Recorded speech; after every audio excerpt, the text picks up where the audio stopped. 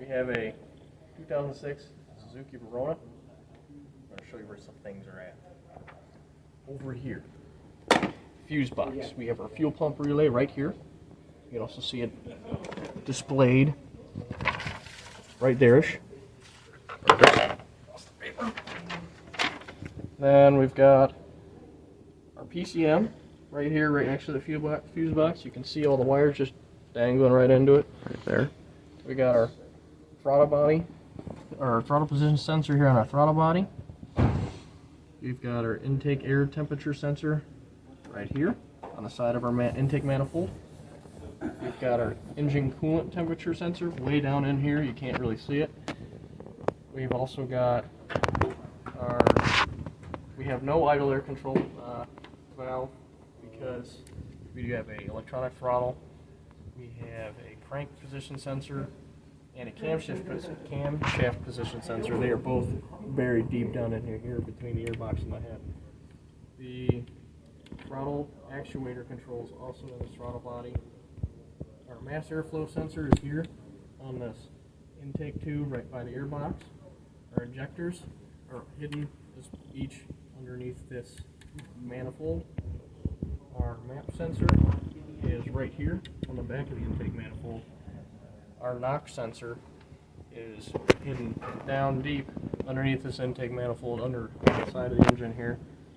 Our EGR valve is over here on the side of the engine, and you can see the hoses running underneath the manifold. And then down in there you can see the O2 sensors if you get the right positioning, which is very difficult to do. They're kind of deep down in there as well. You can see it right there, kind of. That green cap is the pressure test fitting for the fuel system. It is on the firewall. Then you can see here we've got our ECM fuses and relay. Which one is that one? And that one. Some more information moving to the inside. Suzuki Verona. The VIN for the vehicle should be located in the windshield. This one's missing it. That's good. It's also on your information stickers on the door. You've got your build date for the vehicle, VIN, tire information, more information about the vehicle there. And then for your diagnostic port, she is located right up under here under the dashboard to the right of the steering column. Alright, here we go. We've got the Verona up in the air, looking for the fuel filter. Location of the fuel pump up inside the tank, and as far as we can tell from the reading and searching we've done is that the fuel filter is also located inside the tank. Alright, move up here to the front of the vehicle. We mentioned the O2 sensors. We're looking under the hood up top. Underneath the car, you can get a better view of them. You can tell right in there. See a better view. And the second one is over on this side. Okay, here we go. We got the scan tool all hooked up. You can see here are options for it.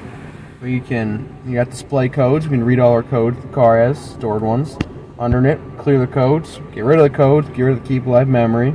Under it, it's our live data display. Watch the systems do their thing. Under that, we got the actuator tests, and we can manually cycle different systems in the car.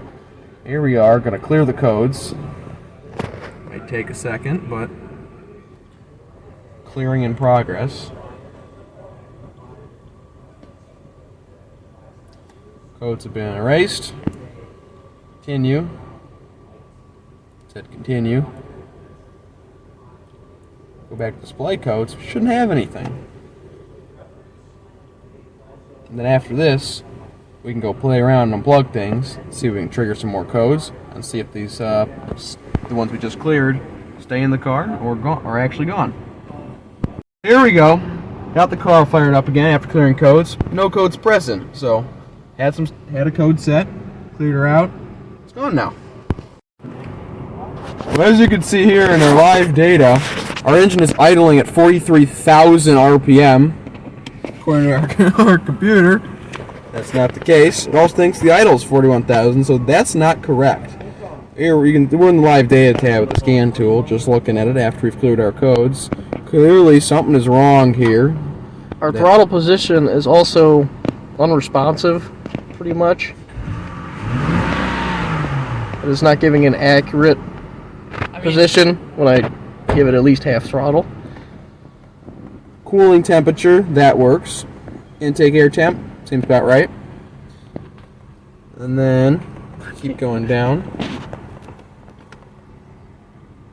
You know, that seems seems a little high like the rest of them, These numbers are a little excessive.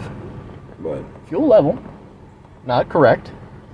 yep. And not at 74%. We're about empty. Yep. So lots of these sensors not correct. Some of them are. Alright, here we are under the car, flying around trying to set some codes in it, see what we can get it to do. If we wanted to give a good reading of the live data, for example, come over here and plug the vacuum line off the map sensor. Over here unplug it, you see the actuator move. Boosts up the reading. Should. Of course, now it's not going to do it now that we're filming it. Oh, there it is. The more you plug and unplug it, the more you can group up the reading. But, anyways, if you come back here and look over it, this is all we're doing, making it, confused. We had some higher readings earlier, we jumped back and forth. But, you can see, make it jump around. The more you plug and unplug it, but, oh, there it goes. Make her angry.